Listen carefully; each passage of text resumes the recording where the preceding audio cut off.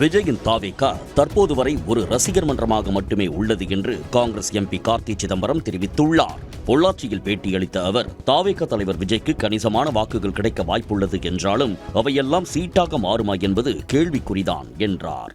விஜயின் கட்சி ஆக்கப்பூர்வமான கட்சியாக இன்னும் மாறவில்லை என்றும் கார்த்தி சிதம்பரம் கூறினார். பாப்புலரான பிலிம் ஸ்டார், அதுக்காக ஒரு சப்போர்ட் பேஸ் இருக்கு. நிச்சயமாக ஒரு அளவுக்கு கணிசமான வாக்கு வரும். ஆனால் அந்த வாக்கே சீட்டாக மாறுமான்னு எனக்கு கொஞ்சம் சந்தேகம் இருக்கு. அந்த கட்சி இன்னும் முழுமையாக கமாண்ட் அண்ட் கண்ட்ரோல் ஸ்ட்ரக்சர் இன்னும் அந்த கட்சிக்கு வரல.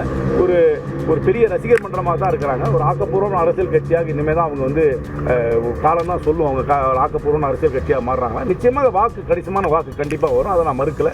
நிச்சயமாக வாக்கு வரும். ஆனால் வாக்கே சீட்டாக மாறுமான்னு எனக்கு சந்தேகமாக தான். மதுவிலக்கு குறித்து கருத்து தெரிவித்த கார்த்தி சிதம்பரம், பூரண மதுவிலக்கு என்ற முயற்சி உலகில் வெற்றி பெற்றதே இல்லை என்று குறிப்பிட்டார்.